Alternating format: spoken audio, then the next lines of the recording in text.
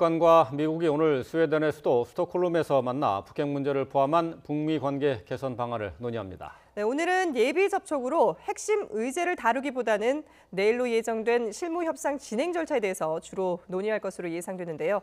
왕선택 통일외교 전문기자와 함께 분석해 보겠습니다. 안녕하십니까? 네, 안녕하세요. 자, 오늘은 예비 접촉이다 이렇게 돼 있어요. 그렇습니다. 실제적인 북한과 미국 간의 이제 협상이 시작이 된 거로 봐야 되겠죠?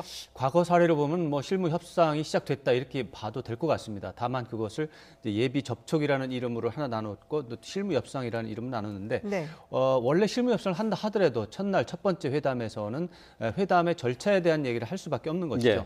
이것을 이제 어떻게 보면 형식적으로 나눠놨는데 오늘은 그런 차원에서 봤을 때 이제 시간과 내일 실무 협상이 언제 시작되고 언제 끝나느냐, 예. 또 구체적으로 장소는 어디가 될 것이냐, 그 다음에 어떤 합의의 형태를 어떤 식으로 할지, 또 언론 보도의 형태를 어떤 식으로 할지 이런 것들에 대해서 대표들이 이제 서로의 의견을 주고받고 예. 하는 그런 상황이 예상이 되고 네. 오늘은 그러기 때문에 양측의 수석 대표가 나오지는 않고 예. 차석 대표가 나와서 이런 것들을 협의할 가능성이 많다 이렇게. 현재로서는 전망이 되고 사실 이런 것들은 정상적인 상황에서는 사전 접촉에서 이미 다 협의가 돼야 되는 것들입니다. 그러게요. 예. 그런 것들인데 이제 북한과 미국이 그동안 교착 상태가 굉장히 엄중하고 길었기 때문에 그렇죠. 아마도 그 사전 접촉 과정에서 이런 것들이 논의가 안 된 것 같습니다. 그렇기 때문에 이제 첫날은 아예 절차 문제만 협의하는 것으로 북미 양측이 합의를 한 것 같습니다. 예. 그렇군요. 근데 지금 지난 2월 달 말에 그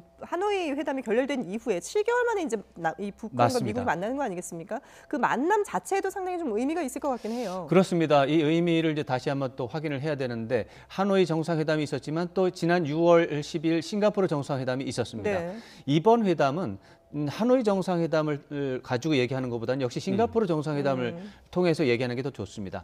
다시 말해서 이번 회담은 싱가포르 정상회담에서 합의된 내용을 구체적으로 이행하는 방안을 다시 협상하는 것이다. 네. 그리고 지난번 하노이 회담 2월 27일과 28일에 회담이 있었는데 그때도 역시 이제 이행 방안을 협의하고 합의하려고 회담을 했는데 그때 실패한 것이죠. 네. 그렇기 때문에 이번에도 역시 싱가포르 정상회담에서 합의된 원칙적인 사항들을 이제 구체적으로 이행하는 방안에 대한 협의가 이루어질 것이고 예. 하노이 정상회담에서 시도했지만 실패했기 때문에 다시 그것을 하는 것이다. 이렇게 좀 의미를 봐야 되겠습니다. 예. 북한과 미국 모두 뭐 분위기는 그렇게 나빠 보이지 않는데 말이죠. 협상 전망은 어떻게 예상할 수 있을까요? 지금까지 이제 긍정적인 요소와 또 부정적인 요소가 다 같이 있는데 오늘 아침 상황에서만 보면은 긍정적인 요소가 조금 많은 것 같습니다. 네. 기본적으로 협상이 성사된 것 자체가 7개월 만에 협상이 이루어진 것 자체가 사전 접촉에서라도 부족했겠지만 그래도 협상 성공에 대한 가능성을 봤기 때문에 양쪽이 나왔다 이렇게 볼 수가 있고 네. 오늘 트럼프 대통령의 발언은 여전히 긍정적이다 이렇게 평가를 할 수가 있습니다. 사실은 트럼프 대통령이 말을 좀 길게 했는데 북한 문제를 지난 한 몇 주 동안에 보면 물어보면 굉장히 기분 좋게 답을 많이 했었습니다. 근데 오늘 새벽에 나온 뉴스를 보면 딱 한 문장만 대답하고 다른 문제로 넘어갔습니다. 사실은 북한의 SLBM 발사 때문에 네. 굉장히 기분이 상했다는 것을 알 수 있는 부분입니다. 그럼에도 불구하고 트럼프 대통령이 그들은 대화를 원한다. 우리는 곧 대화를 할 것이다. 이렇게 네. 말을 한 것은 상당히 많이 참고 있다. 그 대화를 하는 쪽으로 해서 성과를 내고 싶다. 이런 것이 반영이 된 것이고 무엇보다도 이제 합참의 발표는 아주 정확한 검토가 진지한 검토가 이루어진 상황이기 때문에 이제 긍정적인 판단의 근거가 되는데 합참에서는 SLBM이 발사가 됐지만 이것은 잠수함에서 발사가 된 게 아니라 수중 발사대에서 발사가 됐다. 네. 이 점을 강조한다고 했거든요. 이 점은 군사적인 위협이라는 차원에서 잠수함에서 발사된 것과 비교할 때 매우 그 정도가 떨어지기 때문에 굳이 문제 삼지 않아도 된다. 그러니까 대화를 취소할 정도는 아니니까 합리적인 대응이다라고 하는 그런 설명이 어떻게 보면 그 배후에 깔려 있는 것입니다. 네. 그런 차원에서 미국에서 SM 발사가 있는 이런 불쾌한 상황 속에서도 대화는 한다. 그리고 성과를 기대한다. 이런 상황은 유지가 되고 있다. 이런 점에서는 뭐 여전히 긍정적이라고 볼 수 있고요. 네. 다만 이제 양측 입장이 구조적으로 다릅니다. 양측 입장이 이제 북한의 경우는 어떻게 보면 이제 합의 단계부터 이행 단계까지 모두가 이것을 단계적으로 묶어서 가야 된다. 네. 이런 접근을 계속 하고 있는 것이고 예. 미국은 그것은 곤란하다. 합의 단계에서만큼은 최소한 합의 단계에서는 북한의 모든 핵무기와 핵시설에 대해서 뭐가 어느 정도 있다는 걸 알아야 된다. 그래야 된다라고 하는 입장이 유지가 되고 있어요. 예. 요거 자체는 아무래도 결정적으로 부딪히는 부분이고 절충하기 어려운 요소가 있기 때문에 그래서 하노이 회담에서 그 결렬이 된 겁니다.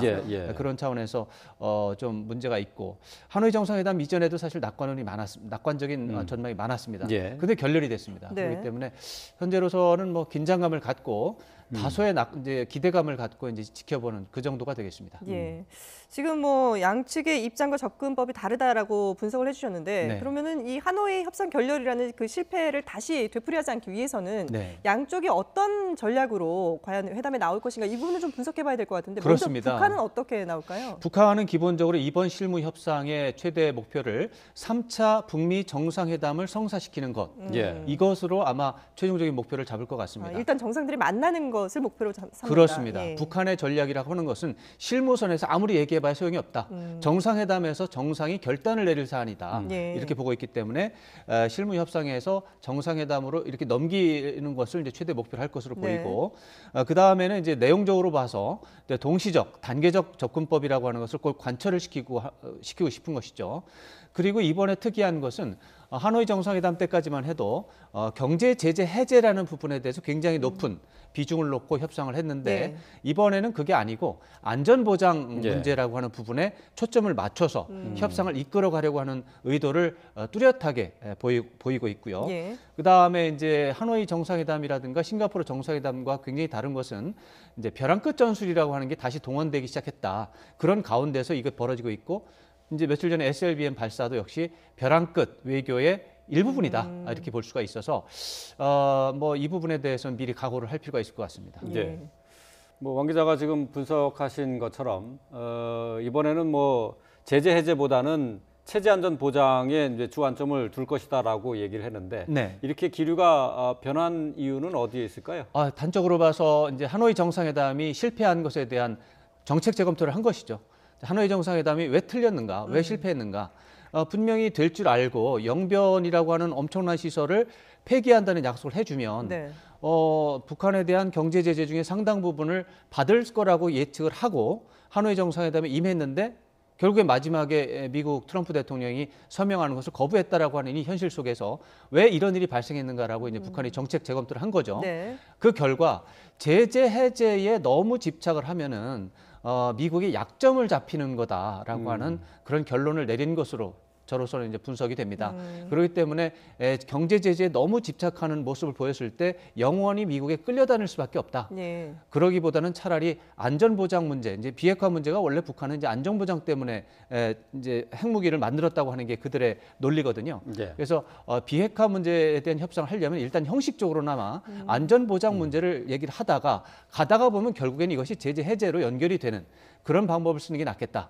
이런 식으로 아마 판단을 바꾼 것 같고 제가 봐도 그것은 굉장히 합리적인 정책 변경인 것 같습니다. 그렇군요. 이 북미 협상의 주체가 이제 외무성으로 바뀐 부분도 영향을 미치지 않았을까 싶은데요. 맞습니다. 하노이 정상회담 때까지는 통일전선부가 주도가 돼서 북한의 이제 관련 기관들을 합동으로 해서 이제 대책을 세웠는데 그때 통일전선부의 그 정책은 경제 제재 해제하고 영변 폐기를 바꾸면 된다, 가능하다라고 하는 판단을 가지고 임했는데 실패를 한 것이고 그 다음 상황에서는 이제 김정은 위원장이 통일전선부의 건의를 받아서 일을 했는데 실패를 했다. 그러니까 통일전선부는 미안하지만 빠져라.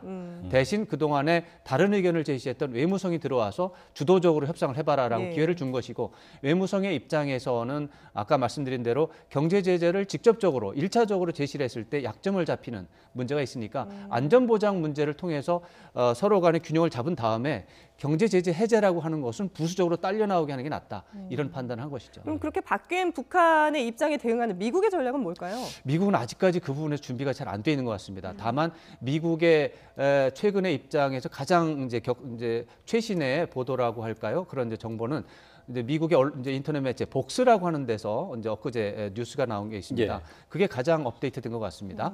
거기에 보면은 미국의 협상 대표들이 이번 실무 협상과 북한과의 협상을 위해서 준비한 안이 영변 플러스 알파라고 하는 부분을 받고 미국이 북한에 대해서는 석탄과 섬유 수출 제한을 36개월 동안 유예하는 형태로 그래서 1단계의 그런 협상을 하는 쪽으로 어떻게 보면은 일차적인 협상안을 마련했다. 예, 이런 예. 보도가 나왔습니다. 네. 이것은 하노이 정상회담에서 북한이 제안했던 것과 유사한 효과를 갖는 그런 내용이 되겠습니다. 예. 이런 차원에서 미국 협상 대표들은 하노이 정상회담을 기준으로 해서 이번에 이제 협상안을 준비한 것 같아요. 그렇게 되면 북한하고 말이 좀 어긋날 가능성이 있습니다. 북한의 입장은 조금 아까 말씀드린 대로 안전 보장이라고 하는 차원에서 일단 형식적으로 접근을 네. 하겠다라고 하는 그런 부분이기 때문에 미국 협상 대표들이 이 부분에 대해서 준비가 돼 있지 않는다면 말이 꼬일 가능성이 많습니다. 이번 실무협상의 이제 북한의 최대 목표 가운데 하나가 북미 정상회담의 3차 회담의 성사라고 이제 얘기를 맞습니다. 하지 않았습니까? 자, 이번 실무협상에 있어서 실패와 성공을 가르는 기준이 그러면 어떤 것이 될까요? 네, 바로 이제 정상회담에 합의가 되면 큰 성공을 한 것이다. 이렇게 볼 수 있고요. 그 다음에 이제 두 번째로 큰 성공은 아니지만 작은 성공이라고 하면은 합의점을 도출을 하고 물론 합의점이 공개될지 안 될지는 그건 별도의 문제입니다. 예. 합의점을 도출을 한 상태에서 다음 실무 협상 일정이 나오면 비교적 성공적이다. 예. 이렇게 볼 수가 있고요. 그 다음에 이제 합의점 도출이 안 된 상태에서 실무 협상은 또 한 번 더 한다. 이렇게 되면 이제 성공은 아니지만 예. 네. 실패도 아닌 유보적인 상태가 되고 이것도 저것도 아닌 다시 말해서 정상회담 날짜도 안 나왔고 합의점 도출이 됐다는 시사도 없고 그리고 뭐 그다음 실무협상 날짜도 안 잡히고 그냥 헤어지고 이거 실패죠. 이렇게 되면은 이제 한반도의 미래는 아주 어두워지는 상황으로 이제 이동이 되는 그런 시나리오로 가게 됩니다. 예. 일단 북미 정상들이 만날 수 있게끔 대화가 잘 진행되기를 모든 국민들이 바랄 텐데, 근데 지난번 그 하노이 회담 때는 우리 정부가 가운데서 역할을 좀 하는 모습들이 보였거든요. 근데 그렇죠. 이번 같은 경우에는 아직까지 별다른 움직임이 전해지지 않고 있어요. 그것도 역시 하노이 정상회담의 교훈으로 봐야 되겠습니다. 예. 사실 이제 우리 정부가 원하든 원하지 않았든 중재자 역할을 한다고 해서 지난해부터 이제 북미 협상 과정에서 내용적으로 또 실질적으로 중재 역할을 하려고 노력을 했습니다. 네네. 그런 것들이 이제 외부적으로 이제 표출이 되기도 했죠. 그래가지고 영변 플러스 알파라고 하는 아이디어는 사실은 9.19 작년 9월 문재인 대통령이 평양에 가서 김정은 위원장과 회담을 했고 그 결과물인 9.19 선언에 나와 있는 내용입니다. 네. 그렇기 때문에 이제 우리 정부가 북미 협상에서 직접 회담장에 들어가진 않지만 내용적으로는 관여를 하는 네. 중재자의 역할을 하려고 했지만 예. 하노이 정상회담에서 실패가 됐지 않았습니까? 예. 그러면서 북한이 거기에 대해서 강력한 불쾌감을 표현했고 그것이 바로 지금 남북 관계 악화의 결정적인 원인이 됐습니다.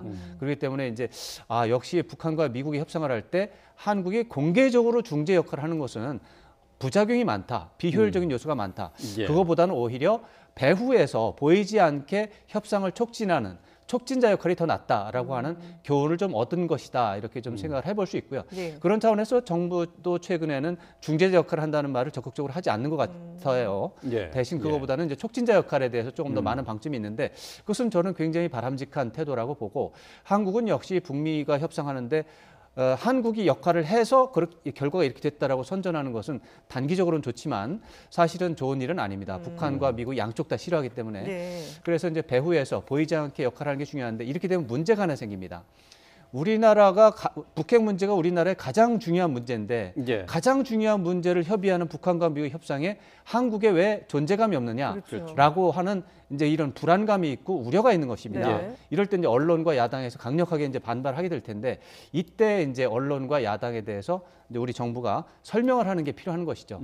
지금 말씀드린 대로 이 북한과 미국의 협상 과정에서 한국이 너무나 역할을 많이 해서 결과가 닿다 그러면 북한도 싫어하고 미국도 싫어해서 결국 협상이 어그러지니까 예. 좀 인내를 좀 해달라라고 하는 그런 설득과 요청이 필요한데 그러기 위해서 이제 역시 마지막에 가면은 초당적 협력이라고 하는 것이 결국에 필요한 것이죠. 예. 예. 우리 정부의 역할이 배후에서 촉진자 역할을 할 수밖에 없다라고 하는 현실을 이해하고 다 같이 도와주려면 야당도 협조하고 언론도 협조를 해야 되는 것이죠. 예. 근데 이 부분이 잘 안 되고 있어서 그래서 이제 정부가 약간 좀 부담이 좀 큰 것 같은데 이 부분이 좀 더 개선이 되면 좋겠습니다. 예, 네. 알겠습니다. 자, 오늘 스웨덴에서 북한과 미국이 비핵화 협상 예비 접촉을 갖게 되는데요. 관련 내용들을 왕선택 통일외교 전문 기자와 함께 짚어봤습니다. 고맙습니다. 잘 들었습니다. 고맙습니다.